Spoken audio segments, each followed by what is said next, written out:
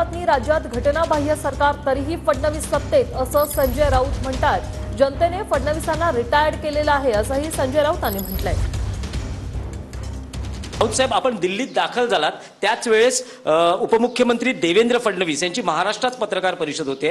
आताची महाराष्ट्राच्या राजकारणातली मोठी बातमी आहे की त्यांनी एक भूमिका व्यक्त केलेली आहे, नैतिक जबाबदारी स्वीकारलेली आहे पराभवाची, आणि त्यांचं असं म्हणणं आहे की मला सरकारच्या जबाबदारीतून मुक्त करा अशी त्यांनी विनंती भाजप पक्षश्रेष्ठींकडे केलेली आहे। हे जबाबदारीतून मुक्त करा किंवा जबाबदारीतून मुक्त व्हायचं आहे,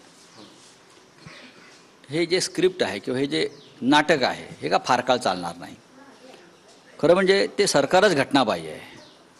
न्यायालयानं त्यांना जबाबदारीतून मुक्त केला तरी पण ते बेकायदेशीरपणे बसले।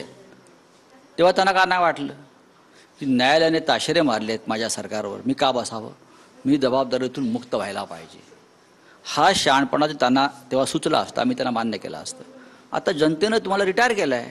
तुमच्या विदर्भात तुमच्या पक्षाची अवस्था पहा काय आहे ती। एकात दुसरी जागा नितीन गडकरी स्वतःच्या ताकदीवर आलेत, बरं का।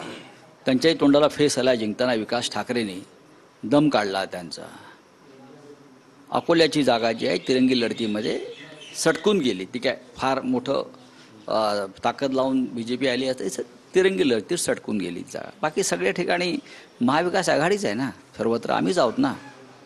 विदर्भाची जबाबदारी कोणी घ्यावी? चंद्रशेखर बावनकुळे पक्षाचे अध्यक्ष आहेत, त्यांच्या विधानसभा मतदारसंघामध्ये महाविकास आघाडी 22,000 पुढे आहे। हा लोकांचा कौल आहे।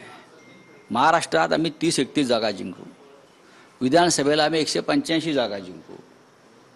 त्याच्यामुळे तुम्हाला रिटायर तर व्हावंच लागणार आहे। आणि हे जे स्क्रिप्ट आहे याच्यामुळे काय या राज्याची जनता भावना विवश वगैरे होऊन छाती पिटणार नाही। तुम्ही राज्यातल्या राजकारणातले खलनायक आहात हे बोलण्याची हिंमत माझ्यामध्ये आहे। तुम्ही ज्या प्रकारे कपटी राजकारणानं यंत्रणांचा गैरवापर करून, भ्रष्टाचाराचा वापर करून अनेक निरपराध लोकांचा छळ केला, त्यांना तुरुंगात डांबलं तुमच्या स्वार्थासाठी, या पापाचं फळ तुम्हाला मिळणारच आहे ना, मिळणारच आहे। सत्ता येते सत्ता जाते हो, उद्या आम्ही हो सत्तेत। तोच कायदा आहे, लक्षात घ्या, तोच कायदा वापरला जाईल। तुम्ही या राज्याचा संस्कार, या राज्याच्या राजकारणातली सभ्यता, या राज्याच्या राजकारणातली संस्कृती जी यशवंतराव चव्हाणांपासून आम्ही जपत आलो सगळे, तुम्ही खतम केलीत। देवेंद्र फडणवीस यांना नेतृत्व करण्याची उत्तम संधी होती राज्याची, तरुण वयात त्यांना संधी मिळाली, आम्ही सगळे त्यांच्याबरोबर होतो, त्यांनी माती केली त्या संधीची। व्हिडिओ जर्नलिस्ट सिद्धेश नाईकसह दिनेश दुखंडे, TV9 मराठी, नवी दिल्ली।